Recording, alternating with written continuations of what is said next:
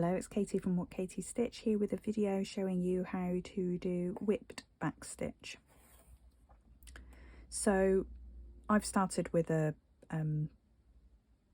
knot in my thread, and to do the whip back stitch you first have to work the back stitch. So you're going always working on a step and then coming back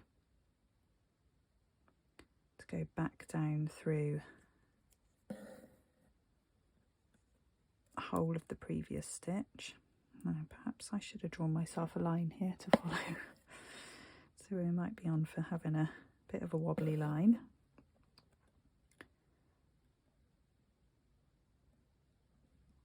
So you'd work your line of back stitch to cover the whole area that you want to cover. So if it was in a pattern like this, I'd go around the whole line in the back stitch first. If I'm doing, say, using whipped back stitch for lettering, which it's quite nice to use it for, I do a letter at a time, so I cover one letter with back stitch and then go over with the whip stitch. So I'll do one more for the back stitch.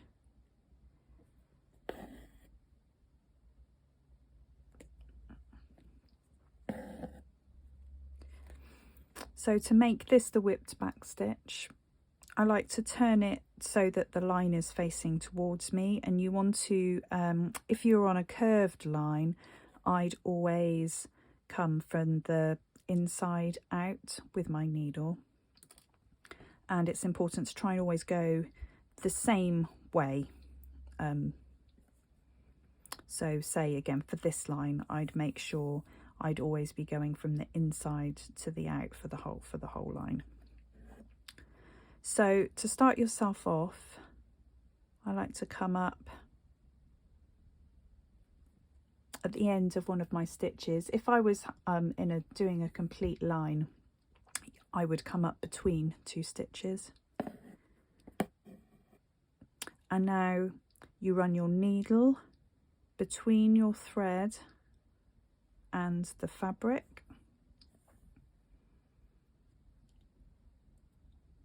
and it just loops over the top, and for every back stitch you've done, you'll run under the middle of that stitch,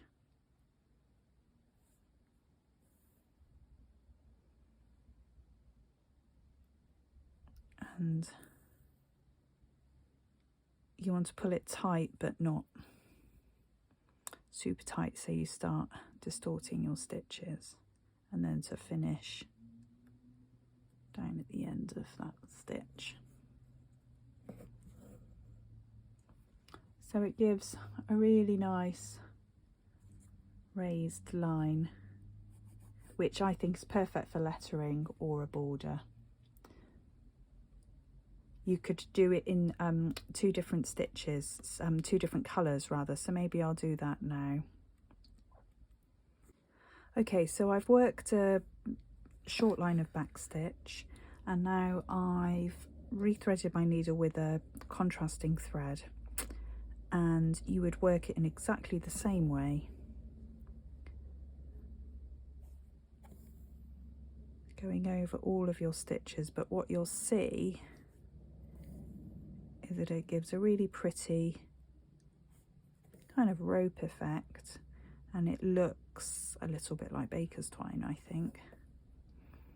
And so you could have a nice play around with colours to give a extra bit of contrast to the stitch. So I like it worked both ways. I think it's a really effective stitch. So that's whipped back stitch. I hope you found that useful. Thank you for watching.